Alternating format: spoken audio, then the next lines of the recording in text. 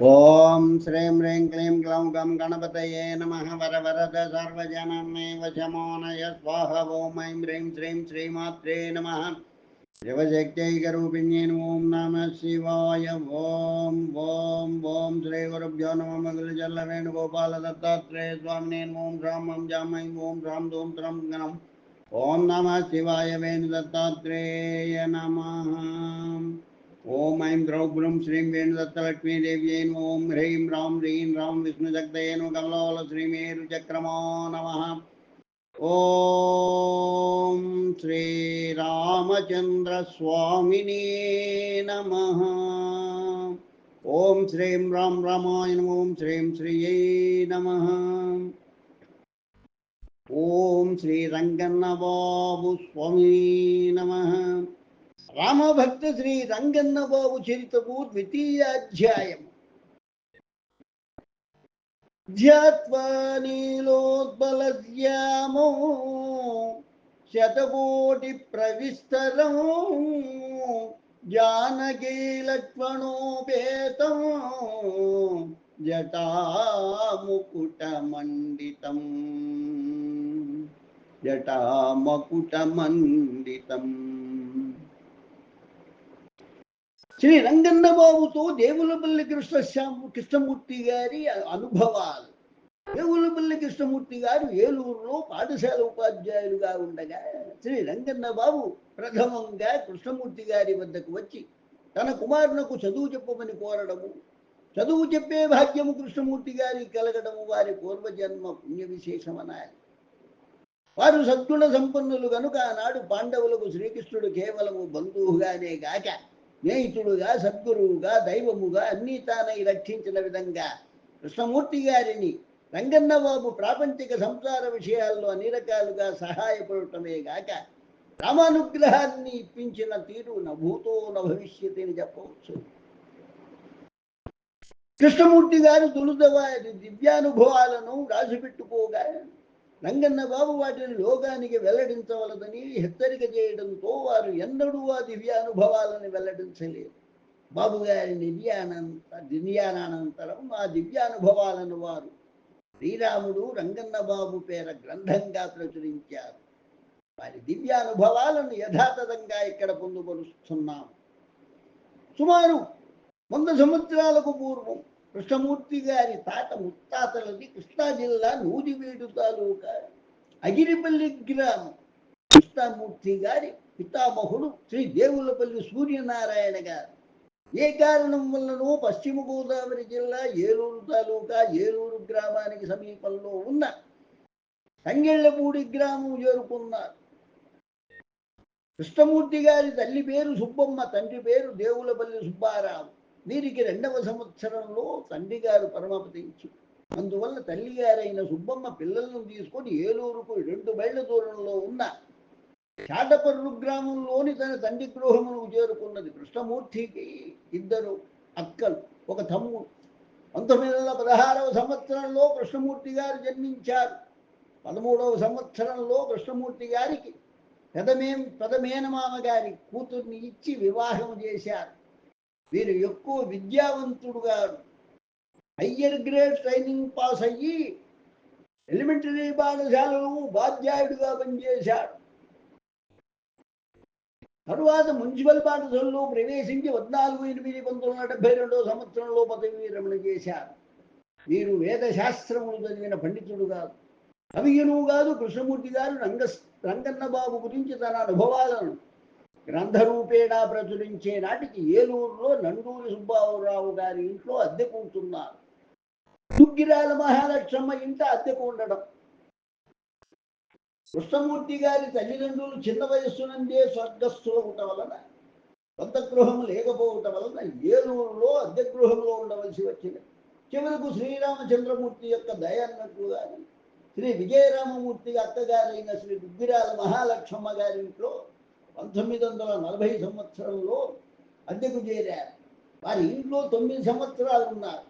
కృష్ణమూర్తి 1936వ సంవత్సరం నుంచి 1940 సంవత్సరం వరకు ఉన్న ఇంటికి సమీపంలో ఉన్న మార్కండేయ ఎయిడెడ్ పాఠశాల అయిన జలాపహరేశ్వర పాఠశాలలో పనిచేసి రంగన్న బాబు ఒక రోజున కొల్లాయి పంచే తుండుగుడ్డ ధరించి కృష్ణమూర్తి వని చేస్తున్న పాఠశాలకు వచ్చి కృష్ణమూర్తి గారిని అయ్యగారు అని సంబోధించుతూ మా అమ్మాయికి అబ్బాయికి చదువు బాగా చెప్పండి అంటూ ఏ ఇతర సంభాషణ చేయకుండా వెళ్ళిపోయారు. కొన్ని రోజుల తర్వాత రంగన్న బాబు కృష్ణమూర్తి వద్దకు వచ్చి అయ్యగారు మా అబ్బాయికి చదువు బాగా చెప్పండి శ్రీరామచంద్రమూర్తి మీకు చెప్పమన్నారు అని చెప్పి వెళ్ళిపోయారు. అప్పటికి కృష్ణమూర్తికి రంగన్న బాబు గురించి ఏమీ తెలియకపోవడంతో వారి మాటలను పట్టించుకోలేదు. చదువు మాత్రం పాఠశాలకు వచ్చు బాలబాలికలందరికీ తారతమ్యం లేకుండా సమభావంతో విద్యాబోధన చేసేవారు. కృష్ణమూర్తి గారి ఇంటి యజమానురాలు శ్రీమతి దుగ్గిరాల మహాలక్ష్మమ్మ అన్నగారైన విజయరామమూర్తి గారితో కృష్ణమూర్తికి చాలా రోజుల నుండి పరిచయం ఉంది. కానీ విజయరామమూర్తికి రంగన్న బాబు గారితో పరిచయం ఉన్నదని కృష్ణమూర్తికి తెలియదు. ఒకరోజు రంగన్న బాబు గారు విజయరామమూర్తి గారు కృష్ణమూర్తి ఇంటికి సమీపంలో ఉన్న వెంకన్న కోనేరులో స్నానం చేయటం వెళ్ళి అక్కడ స్నానం చేస్తున్నప్పుడు విజయరామమూర్తి రంగన్న బాబు గారు మీరు శ్రీరామచంద్ర ప్రభువుని అడిగి నాకు పూజ చేసుకునే విగ్రహాలు ఇప్పించండి అని అడిగారు. వెంటనే రంగన్న బాబు నీటిలో మునిగి నీటి నుండి పైకి వచ్చేటప్పుడు పెద్ద కొబ్బరికాయలు ఇచ్చాడు. రంగన్న బాబు కొబ్బరికాయను విజయరామమూర్తికి ఇస్తూ ఈ రామచంద్ర ప్రభు ప్రస్తుతం ఇదే ఇచ్చాడు అని అన్నారు. ఆ తర్వాత 10 రోజులకు నవరాత్రుల సందర్భంగా ఒక రోజు రంగన్న బాబు విజయరామమూర్తితో అయ్యగారు శ్రీరామచంద్ర ప్రభువుల వారు మీకు పూజా విగ్రహాలు ఇస్తారట, ఒక ఇత్తడి పళ్ళెం తోమి నదిలో పెట్టమన్నారు అని చెప్పగా విజయరామమూర్తి ఒక ఇత్తడి పళ్ళెమును శుభ్రంగా తోడించి మందిరంలో ఉంచాడు. తెల్లవారి ఏలూరు మధ్య భాగంలో ప్రవహించు కృష్ణ కాలువలో స్నానానికి విజయరామమూర్తి వెళ్ళగా అక్కడ స్నానము చేస్తున్న రంగన్న బాబు విజయరామమూర్తితో అయ్యగారు మీరు తోమించి పెట్టిన పళ్ళెంలో శ్రీరామచంద్ర ప్రభువుల వారి విగ్రహములను మీ కొరకు పెట్టారట, ఈ విషయం మీకు చెప్పమన్నారని రంగన్న బాబు గారు చెప్పారు. విజయరామమూర్తి తక్షణమే మందిరానికి వచ్చి చూస్తే నిజంగా శ్రీరామచంద్రమూర్తి, సీతామహాదేవి, ఆంజనేయ స్వామి, లక్ష్మణ స్వామి, విఘ్నేశ్వరుడు దీపారాధన పుంజతో కలిసి ఈ అనసూయాదేవి విగ్రహం పల్లెల్లో ఉన్నాయి. ఈ విగ్రహాలను విజయరామమూర్తి శ్రద్ధాభక్తితో నిత్యము మందిరంలో పూజించేవారు. రంగన్న బాబు నిత్యము ఉదయం సాయంత్రం పూజా సమయంలో మందిరానికి వచ్చేవారు. తిరిగి రాత్రి 11 గంటలకు మందిరానికి వచ్చి సేవించేవారు. విజయరామమూర్తి ఏలూరులో వెంకటరామంటుకో పుస్తకాల షాపులో ఉద్యోగం చేస్తూ ఉండేవారు. షాపులో పుస్తకాలు విక్రయించినప్పుడు కొన్నవారికి చిల్లర ఇవ్వవలసి వస్తే ఒక్కొక్క పరిహారము క్యాష్ పెట్టెలో చిల్లర లేనప్పుడు వీరి సొంత డబ్బు జేబులో నుండి తీసి ఇచ్చి తిరిగి తీసుకునేవారు. ఆయన ఇచ్చిన డబ్బులు తిరిగి తీసుకునేటప్పుడు కొందరు చూచి షాపు యజమానికి విజయరామారావు డబ్బు దొంగిలించినట్లుగా నేరములు చెప్పగా ఆ యజమాని విజయరామారావు ఉద్యోగం నుండి తొలగించింది. కేవలము జీతం మీదనే ఆధారపడి జీవించున్న విజయరామమూర్తికి జీవనాధారం పోవుడికే రంగన్న బాబుకు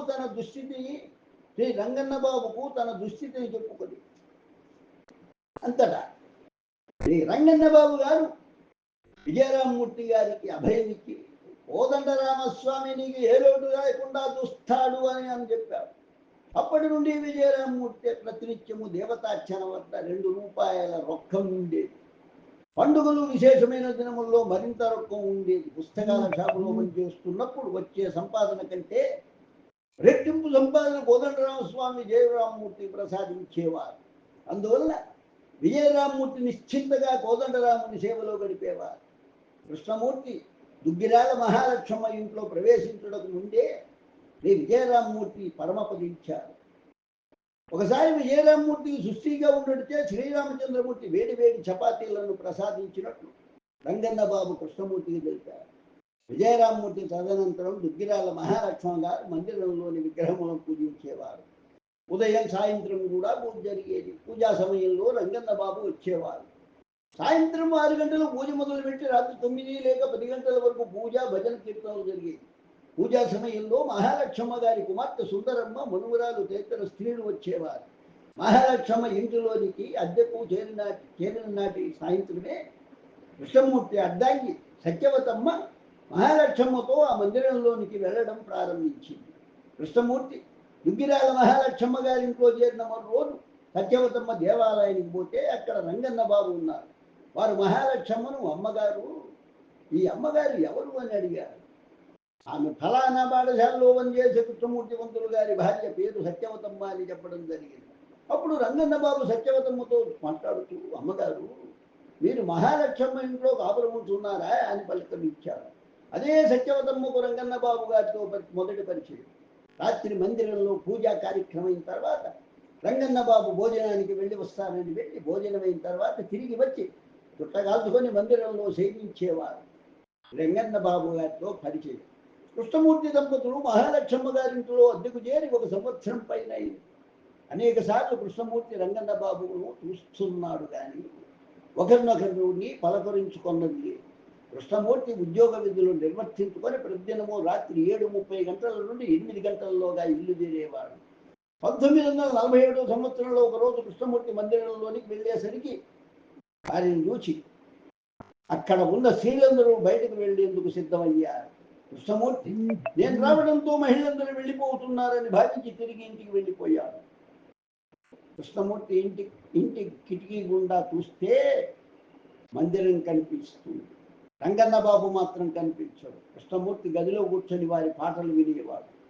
కొంతకాలం తర్వాత ఒకరోజు రాత్రి 11 గంటల వేళ మందిరంలో శ్రీ స్వామికి పవళింపు సేవ అయిపోయి అందరూ వెళ్ళిపోతున్న సమయంలో రంగన్న బాబు సత్యవతమ్మను పిలిచి, అమ్మగారు శ్రీరామచంద్ర ప్రభువుల వారు మీ భర్తగారిని పిలుస్తున్నారు, పిలుచుకరండి అని చెప్పారు. వెంటనే సత్యవతమ్మ ఇంటికి వెళ్ళి కృష్ణమూర్తిని లేపి శ్రీరామచంద్ర ప్రభువుల వారు పిలుస్తున్నారంట, రంగన్న బాబు మిమ్మల్ని మందిరానికి రమ్మంటున్నారు అని చెప్పి మరలా మందిరానికి వెళ్ళింది. ఈలోగా కృష్ణమూర్తి లేచాడు, కానీ మరలా నిద్రపోయాడు. మరలా రంగన్న బాబు కృష్ణమూర్తి గారిని మందిరానికి తీసుకురమ్మని సత్యవతమ్మను పంపాడు. మళ్ళా కృష్ణమూర్తి లేచి మందిరానికి పోకుండా తిరిగి నిద్రపోయాడు. మూడవసారి శ్రీ రంగన్న బాబు సత్యవతమ్మతో, అమ్మగారు అయ్యగారు పగలంతా పాఠశాలలో పనిచేసి అలసిపోయి మంచి నిద్రలో ఉన్నారు, ముందు వారిని లేపి తర్వాత శ్రీరామచంద్ర ప్రభు వారు రమ్మంటున్నారని చెప్పి మీరు దగ్గరుండి అయ్యవారిని తీసుకురండి అని చెప్పి పంపారు. సత్యవతమ్మ అలాగే చేసి బాగా మెలకువ రావడంతో సత్యవతమ్మ మాటలో కృష్ణమూర్తి నిర్ఘాంతపోయాడు. అంతట కృష్ణమూర్తి తన భాగ్యమునకు పరమానంద భక్తుడై శ్రీరామచంద్రుల వారికి నమస్కరించి తన భార్య సత్యవతమ్మతోటి మందిరానికి వెళ్ళాడు. ఆహా, పరమాశ్చర్యం! కృష్ణమూర్తి మందిరంలోనికి ప్రవేశించినప్పటికీ రంగన్న బాబు కళ్ళు మూసుకొని పద్మాసనంలో శ్రీ కోదండరామస్వామి చిత్రపటానికి ఎదురుగా సమాధి నిష్ఠలో ఉన్న యోగి వలె కూర్చొని ఉన్నారు. వారు భూమి మీద కూర్చొని ఉన్నారా, లే గాలిలో కూర్చొని ఉన్నారా అనేది నిర్ణయించలేక మందిర గుమ్మంలో కృష్ణమూర్తి 10 నిమిషాలు నిల్చున్నాడు. ఇంతలో శ్రీ రంగన్న బాబు కళ్ళు తెరిచి, అయ్యగారు వచ్చారా, కళ్ళు కడుక్కొని రండి, ఉద్దస్తమానం బడి పిల్లలతో వాగుతున్నందుకు నిద్రపోతున్నారు, వాగుడు అలసటనిస్తుంది, అందువల్ల నిద్ర వస్తుంది. శ్రీరామచంద్ర ప్రభువుల వారు పంతుల గారిని కబుర్లు ఏమిటో అడగబోయి అని అంటున్నాడు అని అన్నారు. అంతటా కృష్ణమూర్తి, నీకంటే నాకు ఎక్కువేమి తెలుస్తుంది స్వామి, నీవు ఆదినారాయణుడవు, ఆది మధ్యాంతరహితుడవు, సర్వాంతర్యామి, సర్వరక్షకుడవు, సృష్టి స్థితి లయకారకుడవు, పరమాత్మ. రంగన్న బాబు, భగవంతుడు అనేవాడు ఉన్నాడా, నీకు నమ్మకమేనా? కృష్ణమూర్తి, భగవంతుడు లేడనే పాపిష్టివాడను కాదు స్వామి, నేను ఎట్టివాడనో మీకు తెలియదా స్వామి, తమరే లేకుంటే ఆ సృష్టి స్థితి లయలు ఎలా జరుగుతున్నాయి స్వామి? కృష్ణమూర్తి చెప్పినదంతా నిజమేనని శ్రీరామచంద్ర ప్రభువుల వారు తల ఊపుతున్నారని రంగన్న బాబు చెప్పారు. కానీ కృష్ణమూర్తికి శ్రీరామచంద్ర ప్రభువుల వారు కనిపించలేదు. ఈ సంభాషణ కాలంలో కృష్ణమూర్తి, అతని భార్య సత్యవతమ్మ, రంగన్న బాబు తప్ప ఇంకెవరూ లేరు. అప్పుడు సమయం 1 గంట అయింది.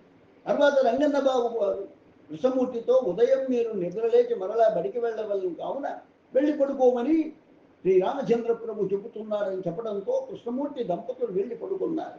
అది మొదలు ప్రతినిత్యము కృష్ణమూర్తి దంపతులు మందిరానికి వెళ్ళేవారు. కృష్ణమూర్తి గారి ఇంటికి సమీపంలో, అనగా 2 పర్లాంగుల దూరంలో నందిరాజు చలపతిరావు గారి గృహం కలదు. 1943వ సంవత్సరంలో వారి ఇంటిలో ఉపనయనం సందర్భంగా సాయంత్రం స్త్రీలందరినీ భోజనానికి ఆహ్వానించారు. సత్యవతమ్మ కూడా భోజనానికి వెళ్ళడం జరిగింది.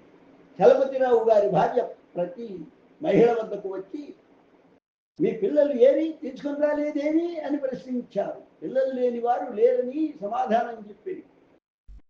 పిల్లలు లేనివారు లేరని సమాధానం చెప్పి, సత్యవతమ్మ కూడా పిల్లలు లేరని సమాధానం చెప్పింది. అట్టి తరుణంలో కొంతసేపటికి చలపతిరావు గారి భార్య సత్యవతమ్మ వద్దకు మరలా వచ్చి, ఏమమ్మా మీకు పిల్లలు లేరా? ఉన్నారనుకున్నాను అని అనుకుంటూ చెప్పినావు కదా, అడ్డిపోయానని పలికింది. మరలా ఇంతమందిలో అడిగినందుకు ఏమి అనుకోకమ్మా అని అన్నారు. అంతమందిలో రెండవసారి వచ్చి అడిగినందుకు సత్యవతమ్మ నొచ్చుకొని విచారంతో ఇంటికి రావడం జరిగింది. ఈ వృత్తాంతమును సత్యవతమ్మ కృష్ణమూర్తికి చెప్పలేదు. సత్యనారాయణ స్వామి వ్రత ప్రసాదముడు 1946వ సంవత్సరంలో కృష్ణమూర్తి గారి ఇంట్లో సత్యనారాయణ స్వామి వ్రతం చేసుకున్నారు. ఆ సమయంలో రంగన్న బాబు గారికి అనారోగ్యంగా ఉండటంతో మందిరానికి పోలేదు. అప్పుడు కృష్ణమూర్తి గారు సత్యనారాయణ వ్రతం చేస్తున్నామని రంగన్న బాబుకు మాట మాత్రం చెప్పలేకపోయారు. వ్రతం పూర్తి అయిన తర్వాత రంగన్న బాబు తన కుమారుని మహాలక్ష్మ వద్దకు పంపి, మీ ఇంట్లో అద్దెకు ఉన్న కృష్ణమూర్తి పంతులు సత్యనారాయణ వ్రతం చేశాడట, వారిని అడిగి కొంచెం ప్రసాదం పంపించండి అని కోరినాడు. మహాలక్ష్మ రంగన్న బాబు గారి కోరికను కృష్ణమూర్తికి తెలియజేయడంతో కృష్ణమూర్తి రంగన్న బాబుకు అతని కుమారుని ద్వారా ప్రసాదం పంపాడు. 15 రోజుల తర్వాత రంగన్న బాబు గారు తిరిగి మందిరానికి వచ్చాడు. అప్పుడు సత్యవతమ్మ మందిరానికి వెళ్ళగా రంగన్న బాబు సత్యవతమ్మతో, శ్రీరామచంద్రమూర్తి మీ ఇంటిలోని సత్యనారాయణ వ్రత ప్రసాదాన్ని స్వీకరించారు, నన్ను కూడా ప్రసాదాన్ని ఆరగించమని చెప్పారు, అందువల్ల నా కుమారుడిని ప్రసాదం కోసం మీ ఇంటికి పంపాను, మీ జన్మ ధన్యమైనది అని చెప్పారు. ఆ మాట విని కృష్ణమూర్తి సత్యవతమ్మ గారు వర్ణించలేని ఆనందం పొందారు. రంగన్న బాబు గారికి అనుక్షణం ఏమి జరిగేది తెలియదు, కానీ ఆ విషయమును మరుగుపరుస్తూ శ్రీరామచంద్ర ప్రభువు వారు చెప్పారని చెప్పుతుంటారు. 1947వ సంవత్సరంలో ఒకరోజు కృష్ణమూర్తి సత్యవతమ్మ గారు మందిరంలో రంగన్న బాబు గారి సమక్షంలో ఉండగా బాబుగారు మాట్లాడుతూ, అయ్యగారు మీరు ధనికులు, పేదవారు అనే విపక్షణ లేకుండా అందరికీ కష్టపడి చదువు చెబుతున్నామని శ్రీరామచంద్రపు స్వామి నాతో చెబుతుంటాడు అని అన్నాడు. అందుకు కృష్ణమూర్తి స్పందిస్తూ, బాబుగారు అంత శక్తి నాకు ఎక్కడిది, అంతా ఆ భగవంతుని దయ, ఈశ్వర కృప వల్ల బిడ్డలకు చదువు వస్తుంది, ఇందులో నా ప్రయత్నం ఏమీ లేదు. అంతమందిలో వృద్ధస్తమానము వాగినా అలుపు అలసట లేదంటే అదంతా శ్రీరామచంద్ర ప్రభు దయగాక మరేమిటి. నన్ను పిల్లలను కాపాడేవాడు సర్వరక్షకుడైన భగవానుడే అని అన్నాడు. తిరిగి రంగన్న బాబు మాట్లాడుతూ, అయ్యగారు సత్యవతమ్మ ఎప్పుడైనా ఎవరింటికైనా భోజనానికి వెళ్ళారా? ఒకప్పుడు ఈమె ఏదో శుభకార్యానికి ఒకరింటికి భోజనానికి పిలిస్తే వెళ్ళిందట. ఆ ఇంటి యజమానురాలు వచ్చిన ఆడవారినందరినీ మీ పిల్లలు తీసుకురాలేదేవి అని అడుగుతున్నారట. కొందరు మాకు పిల్లలు లేరని చెబుతున్నారట.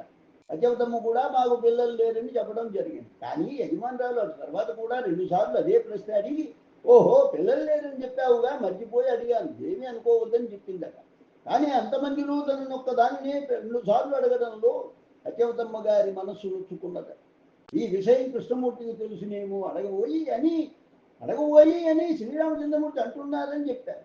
ఈ విషయం యథార్థంగా 1943వ సంవత్సరంలో సత్యవతమ్మ గారు నందిరాజు జలపతిరావు గారింటికి భోజనానికి వెళ్ళినప్పుడు జరిగింది.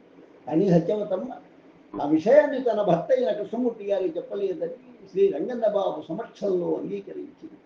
తర్వాత రంగన్న బాబు కృష్ణమూర్తితో మాట్లాడుతూ, అయ్యగారు కొంతకాలం తర్వాత శ్రీరామచంద్ర ప్రభువు ఒక దివ్యమైన పండుని మీకు ఇస్తానని అంటున్నారు అని చెప్పారు. 1943వ సంవత్సరంలో జరిగిన పై సంఘటన గురించి 1947వ సంవత్సరంలో, అంటే 4 సంవత్సరాల తర్వాత రంగన్న బాబు శ్రీరామచంద్ర ప్రభు చెప్పినాడని చెప్పారు.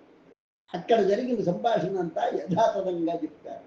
సర్వజ్ఞత్వం అంటే ఎలా ఉంటుందో ఆ సర్వజ్ఞత్వాన్ని గోప్యంగా ఉంచేందుకు రంగన్న బాబు తనకేమీ తెలియదని చెప్పుతూ శ్రీరామచంద్ర ప్రభువుల వారే అన్నీ చేస్తున్నారని చెప్పేవారు.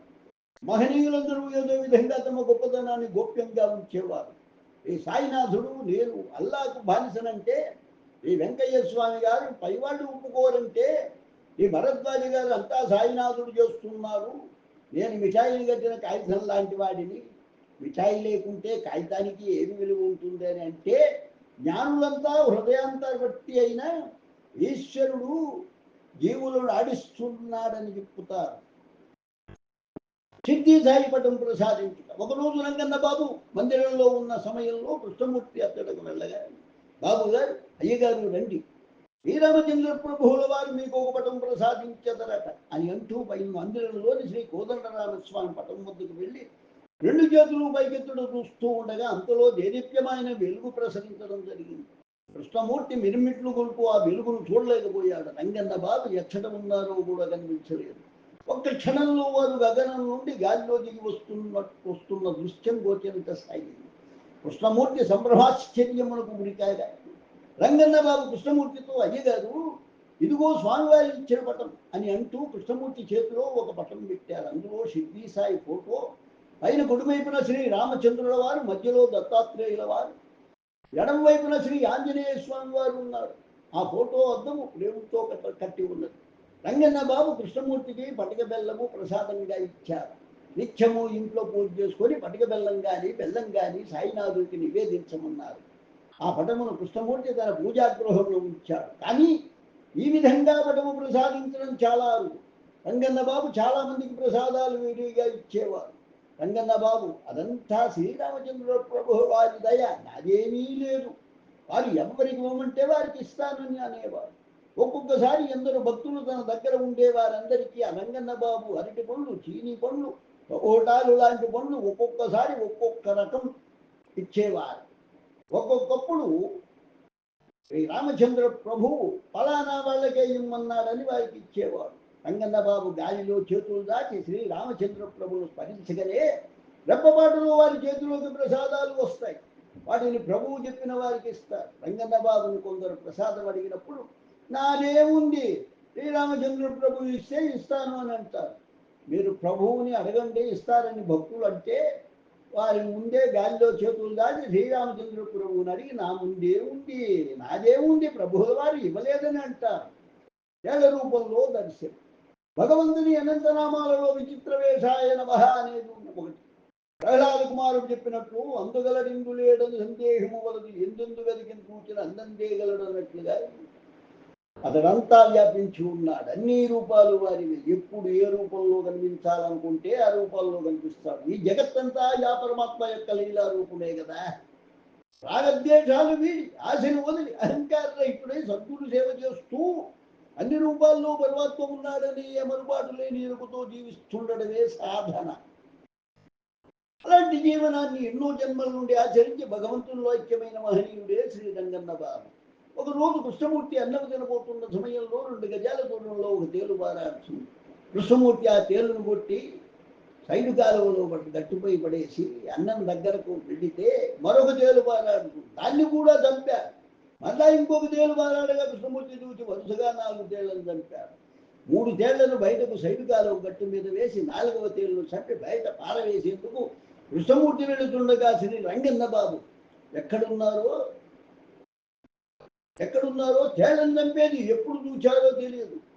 కృష్ణమూర్తి వద్దకు వచ్చి అయ్యగారు ఏమి జరిగింది, ఏమిటి తీసుకుపోతున్నారని అడిగారు. అంతటా కృష్ణమూర్తి జరిగిన విషయం రంగన్న బాబుతో చెప్పగా రంగన్న బాబు కృష్ణమూర్తితో, అయ్యగారు ఎంత పని చేస్తున్నారు, ఎంత పొరపాటు, ఈ తేలు రూపంలో దర్శనమిచ్చేది ఎవరు కొనుక్కున్నావు, శ్రీ సాయిబాబా మిమ్మల్ని పరిశోధించుడు ఆ రూపంలో వచ్చారు, మీరు తెలుసుకోలేక తేళ్లను చంపుతున్నారు, అపరాధం అని లెప్పలేసుకొని నమస్కరించండి శాంతిస్తారని చెప్పారు.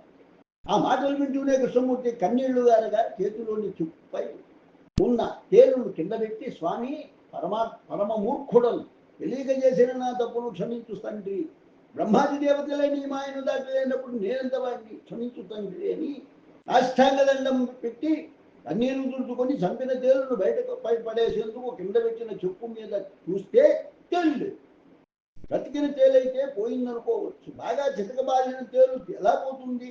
శ్రీ సాయినాథుడే ఈ రూపంలో వచ్చాడనేందుకు ఈ చచ్చిన తేలు అదృశ్యమవడం ఒక నిదర్శనమని కృష్ణమూర్తి దలిచాడు. వెంటనే సైడు కాలువ గట్టుపై పారవేసిన 3 చచ్చిన తేళ్లు ఉన్నాయో లేవో అని చూచాడు. ఏమీ ఆశ్చర్యం, పగలైతే దచ్చిన తేళ్లను కోళ్లు తిన్నాయని అనుకోవచ్చు. అప్పుడు రాత్రి 8 గంటల సమయం, కాకులు కోళ్లు రాదు. చచ్చిన తేళ్లు కాలువ గట్టులు లేవంటే రంగన్న బాబు చెప్పిన మాట అక్షర సత్యం అని కృష్ణమూర్తి గ్రహించాడు. శ్రీ సాయి, శ్రీ రంగన్న బాబు గారు భగవంతుడు వేరువేరుగా లేరు. ఈ తేడ రూపంలో వచ్చేది కృష్ణమూర్తిని క్షమాపణ చెప్పమన్నది ఆ పరమాత్మే. ఇక సద్గురువు సన్నిహితుడుగా లభించినా పొందవలసింది పొందలేకపోయాను కదా పరమేశ్వర. నమో నమో విచిత్రమేషాయ నమః. ఎక్కడో ఉన్న శ్రీ రంగన్న బాబు కృష్ణమూర్తి తేళ్లు చంపే సమయంలో వారి ఇంటికి వచ్చాడంటే అర్థం ఏమిటి? రంగన్న బాబు సర్వవ్యాపకులని, సర్వజ్ఞులని, సర్వసమర్థులని చెప్పవచ్చు. వారు అనేక రూపాలు ధరించగలరు. ఒకే కాలంలో అనేక ఇళ్లలో దర్శనమీయగలరు. ఈ మహనీయులకు ఈ లీల ఒక లెక్క. సద్గురు యాజ్ఞ ప్రకారం సాధన చేయవలసినదే. ఇంద్ర నిగ్రహం సాధించనిదే దేవుడు ఎదురుపడ్డ భగటి వేషగాడని వాడికి పో అని అంటారు. కానీ దైవంగా గుర్తించలేము. ధర్మాచరణే మోక్షానికి పునాది. వెన్నపూస ప్రసాదం 1947వ సంవత్సరంలో కృష్ణాష్టమి నాడు కృష్ణమూర్తితో పాటు 5 మంది భక్తులు దేవాలయంలో శ్రీ రంగన్న బాబు గారితో ఉన్నారు. మందిరంలో శ్రీ కృష్ణ భగవానుడు కాలు మీద కాలు వేసుకొని వేణుగానం చేస్తున్న ఫోటో పటము గోడకు తగిలించి ఉండేది. ఒక్క క్షణం రంగన్న బాబు కళ్ళు మూసుకొని ఇప్పుడు ఏమీ జరిగిందో చెప్పమని అక్కడ ఉన్నవాడిని అడగగా వారు ఒకరి ముఖాలు ఒకరు చూసుకుని ఏమీ చెప్పలేకపోయారు. అప్పుడు రంగన్న బాబు శ్రీకృష్ణ భగవాన్ని ఫోటో చూపించు, ఆ అద్దం మీద ఉన్నది ఏమిటని ప్రశ్నించింది. చూడగా అది వెన్నముద్ద. రంగన్న బాబు మహాలక్ష్మమ్మతో, మహాలక్ష్మమ్మ, ఈరోజు కృష్ణాష్టమి కనుక ఈ వెన్నను మీకందరికీ ఇవ్వమని కృష్ణయ్య పంపాడు. ఈ వెన్నను తలా కాస్తా బిట్టమ్మా అని వెన్నపూస గిన్నెను దుగ్గిరాల మహాలక్ష్మ చేతికి ఇచ్చారు. మహాలక్ష్మ ఆ ప్రసాదాన్ని అచ్చట ఉన్న భక్తులందరికీ ఇవ్వగా వారు అమితానందంతో సేకరించి ఇంట్లోకి వెళ్ళారు. కుంకుమ ప్రసాదం 1947వ సంవత్సరంలో దుర్గాష్టమి నాడు శ్రీ రంగన్న బాబు కృష్ణమూర్తి దంపతులు శ్రీ రామచంద్ర ప్రభుల వారి మని ఇచ్చిన కుంకుమను ప్రసాదించారు. ఆ కుంకుమ తళుకుమని మెరించు లేక గులాబీ రంగులో ఉన్నది. కృష్ణమూర్తి దంపతులు ఆ కుంకుమను పూజా మందిరంలోని ఒక భరిగలో ఉంచి నిత్యము ధరించేవారు. చిత్రం ఏమిటంటే కృష్ణమూర్తి దంపతులు ఎన్నాళ్ళలో కుంకుమను వాడినా భరిగలో కుంకుమ నిండుగా ఉండేది. ఆ కుంకుమ ప్రసాదించిన వెంబడి నిత్యనూతనంగా 12 సంవత్సరముల వరకు కృష్ణమూర్తి ఇంట్లో ఉన్నది. ఈ విధంగా భగవంతుని దివ్యశక్తిని చూచే భాగ్యము కృష్ణమూర్తి దంపతులకు కలిగింది. కృష్ణమూర్తి మహాలక్ష్మ గారి ఇల్లు వదిలి మరొక ఇంట్లో అద్దెకు చేరారు. ఆ అద్దె ఇంట్లో కృష్ణమూర్తి గారి పూజాగృహము, అతని తోడలుని ఇల్లు ఒక వెదురు తడికితో వేరు చేయబడి ఉన్నాయి. దేవుని పటాలను గోడకు మేకులు కొట్టి తగిలించారు. ఒకమారు కృష్ణమూర్తి సత్యవతమ్మ గారు ఏలూరుకు 2 వేళ్ల దూరంలో ఉన్న చాటపర్రు గ్రామానికి వెళ్ళి 4 రోజుల తర్వాత వచ్చేసరికి పటాలన్నీ క్రిందపడి ఉన్నాయి. కుంకుమ బరిన హరిక క్రింద ఉన్న సందు నుండి దొడ్లి కృష్ణమూర్తి గారి తోడల్లుని ఇంటి భాగంలో పడి ఉన్నది. దీనిని చూసి కృష్ణమూర్తి చాలా విచారించారు. ఆ సమయంలో రంగన్న బాబు గారు చీరాల్లో ఉండేవారు. రంగన్న బాబు ఏలూరుకు వచ్చి కృష్ణమూర్తి ఇంటికి రాగా పైన జరిగిన విషయాన్ని రంగన్న బాబుకు విన్నవించాడు. అప్పుడు రంగన్న బాబు ఆ కుంకుమను కృష్ణానది కాలువలో కలిపివేయండి, మీకు మరో కుంకుమను స్వామివారికి చెప్పి ఇప్పిస్తానని అన్నారు. ఆ తర్వాత 2 సంవత్సరాలకు శ్రీ జనార్దన స్వామి కోవెలలో మరలా శ్రీ రామచంద్ర ప్రభుల వారి ప్రసాదమని రంగన్న బాబు కుంకుమను కృష్ణమూర్తి సత్యవతమ్మలకు ప్రసాదించారు.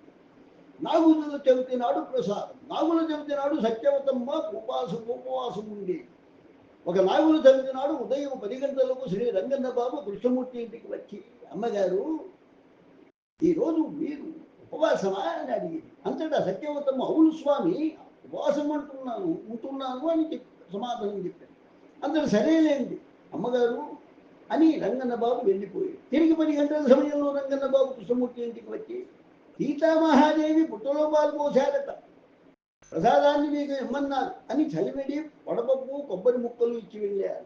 కృష్ణమూర్తి సత్యవతమ్మ గారు ఎంతో సంతోషంతో ఆ ప్రసాదాన్ని స్వీకరించారు. బత్తాయి పండును ప్రసాదించుట ఎప్పుడో 6 నెలల కిందట రంగన్న బాబు ఒకసారి కృష్ణమూర్తితో అయ్యగారు శ్రీరామచంద్ర ప్రభువు మీకు పండిస్తామంటున్నారు అని చెప్పారు. కానీ అప్పుడు పండు ఇవ్వలేదు. 6 నెలల తర్వాత ఒక రోజు రాత్రి 10 గంటల సమయంలో రంగన్న బాబు కృష్ణమూర్తి గారి ఇంటిలో ఉన్నారు. ఉన్నట్టుండి రంగన్న బాబు కృష్ణమూర్తితో అయ్యగారు మననిద్దరినీ శ్రీరామచంద్రుల ప్రభు వారు మన ప్రక్కనే ఉన్న మార్కండేయ స్వామి మందిరానికి రమ్మంటున్నారు, పోదాం పదండి అని కృష్ణమూర్తిని మందిరానికి తీసుకువెళ్ళారు. ఆ సమయంలో మందిరాన్ని మూసేసి పూజారులు ఇళ్లలో పడుకొని ఉన్నారు. అప్పుడు మా ముందే దేవాలయ తలుపులు తెచ్చుకోవడంతో కృష్ణమూర్తి ఆశ్చర్యంగా చూడసాగారు. శ్రీ రంగన్న బాబు కళ్ళు మూసుకొని అక్కడున్న శ్రీ ఆంజనేయ స్వామి పటం మీద నిలబడతారు. అంతలో మందిరమంతా అనంతకోటి సూర్యులు తేజస్తో నిండిపోయింది. ఆ వెలుగులు చూడలేక కృష్ణమూర్తి కనులు మూతబడినవి. అప్పుడు రంగన్న బాబు గారు ఎక్కడ ఉన్నారో ఏమైనారో కృష్ణమూర్తికి తెలియలేదు. వాళ్ళు వణుకుతూ ఒళ్ళు జర్దరించింది. ఇంతలో కృష్ణమూర్తి గారి కళ్ళు తెలిపినబడ్డాయి. రంగన్న బాబు గారు అంతరిక్షం నుండి గాలిలో కిందకు దిగుతున్నట్టు కృష్ణమూర్తి గారికి గోచరించసాగింది. ఆ మహనీయుడు కృష్ణమూర్తి నిలబడి, అయ్యగారు ఇదిగో శ్రీ రామచంద్ర ప్రభుల వారు ప్రసాదించిన పండు అని అంటూ పనస పండంత పెద్ద బత్తాయి పండును శ్రీ కృష్ణమూర్తికి దోషిట్లో పెట్టారు. అంత పెద్ద బత్తాయి పండు మనకి ఎక్కడా కనిపించదు. ఆ పండును కృష్ణమూర్తి సత్యవతమ్మలు తినమని ఆ పండుపై ఉన్న తొక్క గింజలను పొట్లము గట్టి తిరిగి తనకు ఇమ్మని రంగన్న బాబు అన్నారు.